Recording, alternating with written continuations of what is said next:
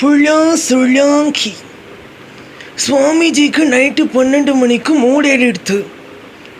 XNXX வெப்சைட்டுக்கு போனால் Sunny Leon படம் வரும்னு பார்த்தா ஒரு பன்னி லியோனோட ட்ரெய்லர் லிங்க்கு பக்கத்தில் இருந்தது. அங்கே தான் நான் போய் பார்த்தேன் புள்ளின்னு ஒரு படத்தோட ட்ரெய்லராக. போய் கிளிக் பண்ணால் ஓப்பனிங் சீனில் ஃப்ரம் த ஏதோ டார்க்னஸ் அப்படி இப்படின்னு ஏதோ ஹாலிவுட் பட ரேஞ்சுக்கு பில்டப் கொடுக்குறான்.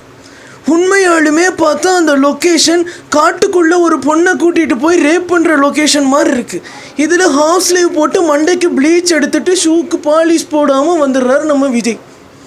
படம் அந்த ட்ரெய்லர் ஸ்டார்டிங்லேருந்து எண்டிங்க்கு முன்னாடி வரைக்கும் ஒரு டைலாகும் இல்லை.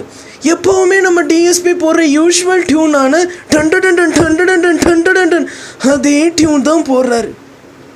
இந்த ட்ரெய்லரை பற்றி விமர்சனிக்கணும்னா டீக்னு விமர்சிக்கலாம். நம்ம கொக்கை குமார் 1.5 நிமிஷம் டீசரையே அப்படி கலாய்ச்சார். இப்போ 4 நிமிஷம் இந்த ட்ரெய்லரை கண்டமேனிக்கு கலாய்க்க போகிறாராமா.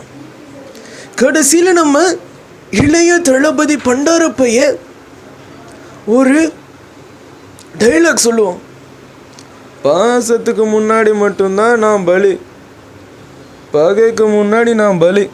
இந்த மாதிரி ஒரு தேவிடியாத்தனமான டைலாக யாருமே கேட்டது இல்லை.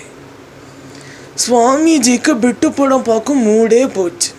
ஹன்சிகா ஸ்ருதிஹாசனை தான் நல்லா காட்டுவாங்களான்னு பார்த்தா நம்ம விஜய் சொல்கிற மாதிரி காட்டுன்னு விஜயை மட்டுமே காட்டிகிட்டு இருந்தா.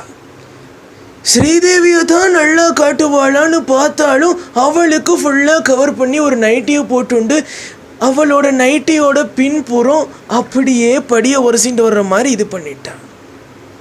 படத்தில் ஏதோ குட்டியாக ஒரு ஆள் வரான், பெருசாக ஒரு ஆள் வரான்.